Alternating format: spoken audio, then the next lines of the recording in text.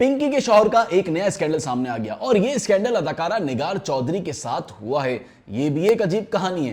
पहले आया पिंकी की इंटरोगेशन में साबिक डीएसपी राना अकरम का नाम और अब दोबारा इसका नाम आया है अदाकारा निगार चौधरी का। और अदाकारा निगार चौधरी ने इसके खिलाफ मुकदमा भी दर्ज करा दिया और ये इससे पहले ऐसा कभी भी नहीं हुआ था। और अदाकारा निगार चौधरी ने जो अपनी कहानी सुनाई ये तो बिल्कुल ही मुख्तलिफ थी। ये एक ऐसी कहानी थी जो कि पिंकी की कहानी से अलग कहानी थी। इससे लगता है कि पिंकी भी इससे परेशान थी। और उसकी वजह क्या है? उसकी वजह यह है कि अदाकारा निगार चौधरी ने कहा कि पुलिस अपने पेटीबंद भाइयों को बचा रही है। मैंने इसके खिलाफ काफी अरसे से दरखास्त दे रखी थी, लेकिन मजाल है कि मेरी दरखास्त पर अमल हुआ हो। लेकिन जब मैंने अदालत के दरवाजे खटखटाए और पिंकी का स्कैंडल सामने आया तो सोशल मीडिया पर वावेला मच गया और मेरी भी दरखास्त पर काम होना शुरू हो गया और इस तरह से मेरी दरखास्त पर अमल हुआ। और 22A और 22B पर मैंने दरखास्त लगाई थी, उस पर अदालत ने जो है वो फैसला दे दिया कि निगार चौधरी के खिलाफ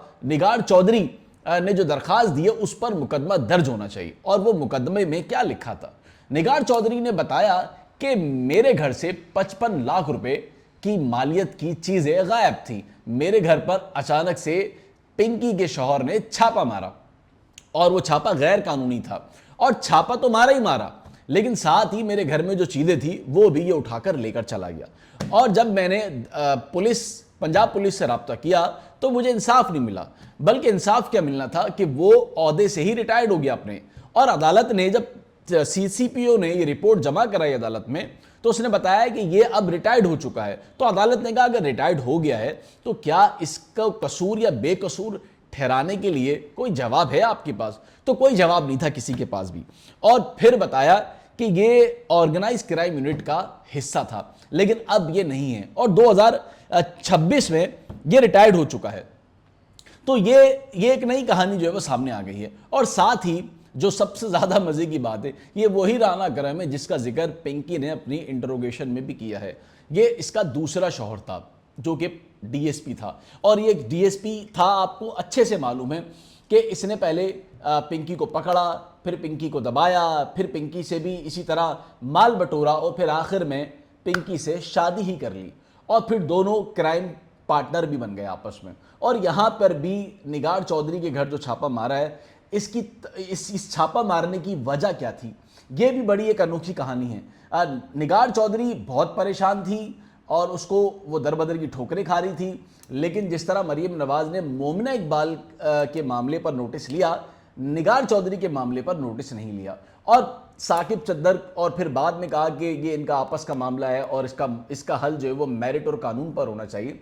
ये एक अलग बहस है, लेकिन निगार चौधरी के मामले पर नोटिस नहीं लिया। और निगार चौधरी ने यही दरखास्तें तमाम जगह पर पहुंचाई हुई थी, मतलब डीसी को और तमाम जितने भी महकमे थे सबको दी हुई थी, लेकिन किसी ने भी कोई कार्रवाई नहीं करी, जिससे वो इंतहाई मायूस भी दिखाई देती है कि पंजाब में शायद कानून का निज़ाम या तो कानून पर लोगों को शक है या फिर कानून कहीं ना कहीं कमज़ोर है, जिसकी वजह से डीएसपी के खिलाफ अब तक कोई कार्रवाई नहीं हो रही थी। यह अचानक से मामला निकल कर आया क्यों? यह मामला इसलिए निकल कर आया कि जब पिंकी का स्कैंडल बहुत ज़्यादा वावेला मचा रहा था तो यहीं पर यही डीएसपी की जो है वो बाज गश्त होने लगी और यही वो मौका था जहां निगार चौधरी को अपनी बात मनवाने या अपना केस ऊपर लाने का मौका मिल गया। और यहां पर निगार चौधरी को इसका फायदा भी हुआ, वरना निगार चौधरी की दरखास्त पर अमल ही नहीं हो रहा था और वो तो दिल में घुट रही थी कि मैंने जो दरखास्त दी उस पर मुकदमा दर्ज नहीं हुआ। उन्होंने कहा मेरे पास तमाम सबूत जो है वो मौजूद थे, लेकिन उसके बावजूद पुलिस कार्रवाई करने से गुरेजा दिखाई दे रही थी। और उसकी वजह वो बता चुकी हैं कि पेटीबंद भाई था, वो उसको बचाने की कोशिश कर रहे थे। वो चाहते थे ये रिटायर्ड हो जाए ताकि जान छूट जाए, लेकिन रिटायर्ड होने से निगार चौधरी को कोई फायदा या नुकसान नहीं था। उनका मकसद सिर्फ यही था कि किसी तरह मेरी दरखास्त पर या मेरी जो मैंने दरखास्त लगाई है उस पर अमल हो जाए। लेकिन हुआ यही कि जब दरखास्त पर अमल नहीं हुआ तो उन्होंने अदालत का दरवाज़ा खटखटाया। और यह दरवाज़ा सबको खटखटाना चाहिए, सबका राइट है, क्योंकि 22 से 22B की दरखास्त अब लगा सकते हैं। इसका मतलब ये कि अदालत जो है वो पुलिस से रिपोर्ट मंगवाती है और फिर रिपोर्ट की रोशनी में पुलिस को बताती है कि इस पर अमल किया जाए। लेकिन वो भी उन्होंने कर लिया था, लेकिन वहाँ भी उनकी बात नहीं बन रही थी और वहाँ भी इनको परेशानी हो रही थी। लेकिन शायद उनकी सुन ली गई और अगर शायद उन्होंने कहा कि मरियम नवाज मेरी पहले ही सुन ली थी तो ये मामला काफ़ी पहले ही हल हो जाता। 55 लाख रुपए उन्होंने कहा बड़ी मेहनत की मेरी कमाई थी। और अदाकारा निगार चौधरी, आप सब जानते ही हैं कि पंजाब में जो है वो क्या करती हैं और क्या नहीं करती हैं, लेकिन ये कि एक बार फिर जो है वो डीएसपी के लिए मुश्किलात खड़ी हो गई हैं, मुकदमा दर्ज होगा और गिरफ्तारी हो जाएगी।